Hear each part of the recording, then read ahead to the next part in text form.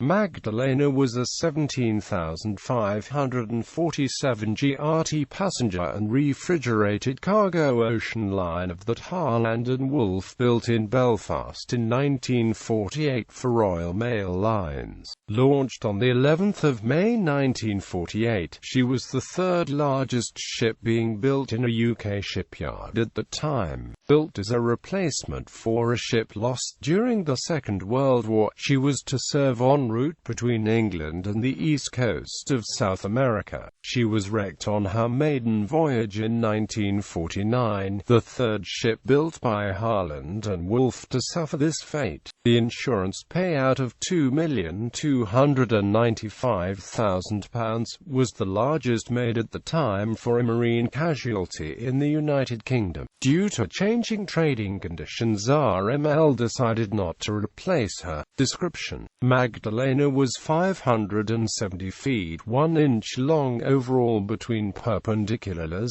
with a beam of 73 feet 3 inches, and a draft of 28 feet 9 inches. She was propelled by two Parsons steam turbines, double reduction geared, driving twin screws, developing 12,000 shaft horsepower. They could propel the ship at 18 knots. Magdalena had 5 holds for the carriage of refrigerated cargo, 3 forward and 2 aft, for a total of 460,000 cubic feet. Internally she was divided into 9 watertight compartments.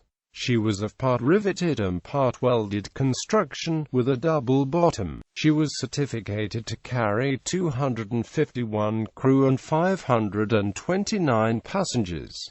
She was assessed at 17,547 GRT, 9,885 NRT, 9,725 DWT. History: RML ordered Magdalena in 1946.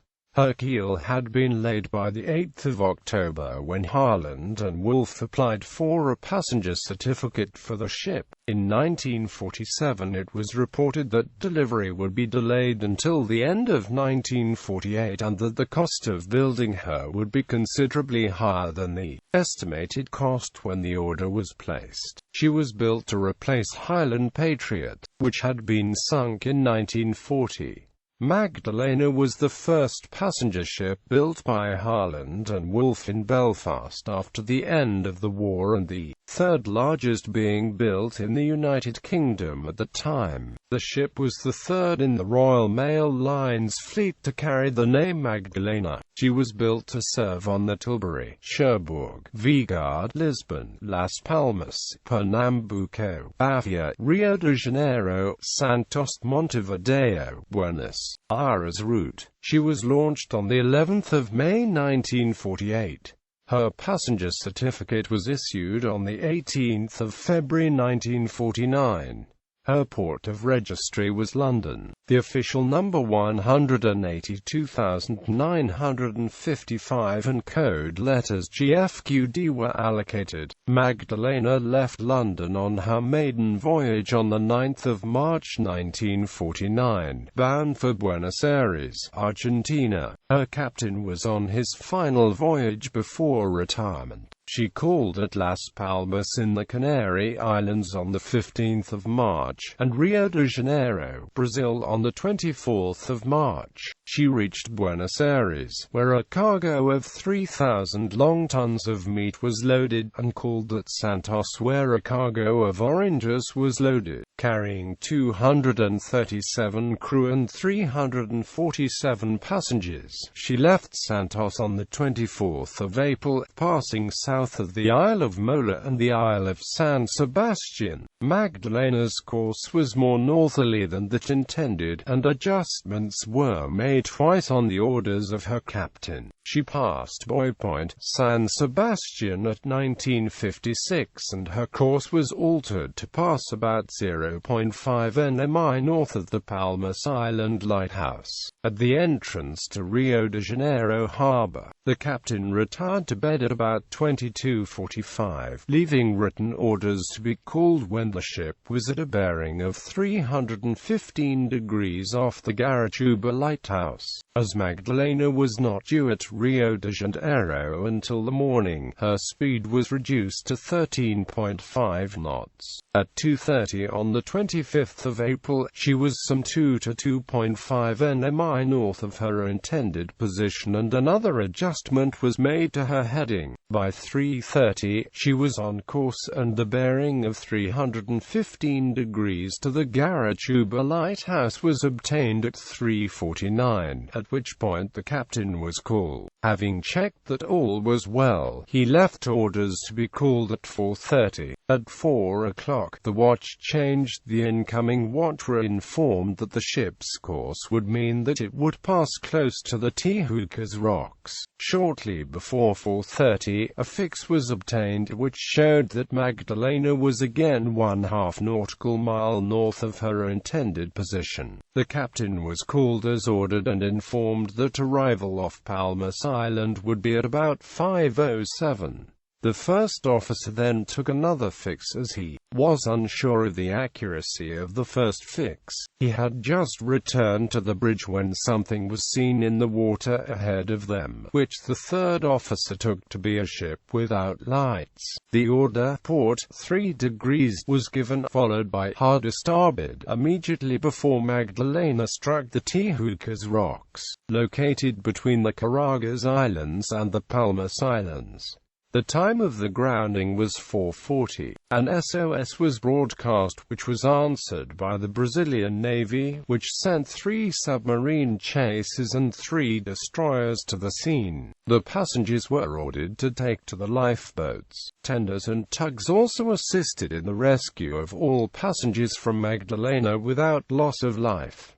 The sea conditions at the time were smooth. At 1900, the steam turbines had to be shut down, and power was then provided by her auxiliary diesel engines. At about 2000, the submarine chase Iguafore arrived and started to rescue the passengers. Other ships which assisted in the rescue were the tugs Comandante Triunfo, Dorat, Saturno and Trovo, and also the cargo ship Goiás.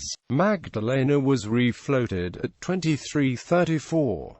Her number 3 compartment was flooded and she was down by the bows. Tugs were sent to tow her the 15 nautical miles into Rio de Janeiro. The tow started at 7 o'clock on the 26th of April, making slow progress, with the ship being towed stern first and making just 3 knots. Her bows were drawing 45 feet of water.